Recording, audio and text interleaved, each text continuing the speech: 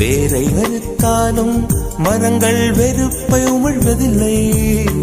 அறுத்த நதியின் மேல் மரங்கள் ஆனந்த பூச்சொரியும்.